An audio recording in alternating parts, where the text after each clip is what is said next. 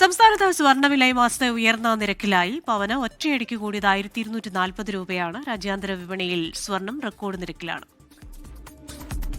രാജ്യാന്തര ഘടകങ്ങളുടെ ചുവട് പിടിച്ച് സ്വർണ്ണവില വീണ്ടും കയറ്റത്തിലാണ്. ഇന്ന് പവന് ഒറ്റയടിക്ക് കൂടിയത് 1240 രൂപയാണ്. ഗ്രാമിന് 155 രൂപ കൂടി $13,030 രൂപയായി. രാജ്യാന്തര വിപണിയിൽ ഔൺസിന് $4,500 മുകളിലാണ് വ്യാപാരം നടക്കുന്നത്. കഴിഞ്ഞ ഡിസംബർ 23-നാണ് സംസ്ഥാനത്ത് സ്വർണ്ണവില പവന് 1 ലക്ഷം രൂപ കടക്കുന്നത്. കഴിഞ്ഞ 28-ന് വില സർവകാല റെക്കോർഡായ പവന് 1,04,440 രൂപയെന്ന നിരക്കിലെത്തി. തുടർന്ന് ലാഭത്തിൽ കണ്ണുവച്ച് നിക്ഷേപകർ സ്വർണം വിറ്റഴിക്കാൻ തുടങ്ങിയതോടെ സ്വർണ്ണവില ഇടിയാൻ തുടങ്ങി. എന്നാൽ ഭൗമ രാഷ്ട്രീയ പ്രതിസന്ധി കൂടുതൽ കരുത്താർജിച്ചതോടെ സ്വർണ്ണവില വീണ്ടും ഉയർന്നു.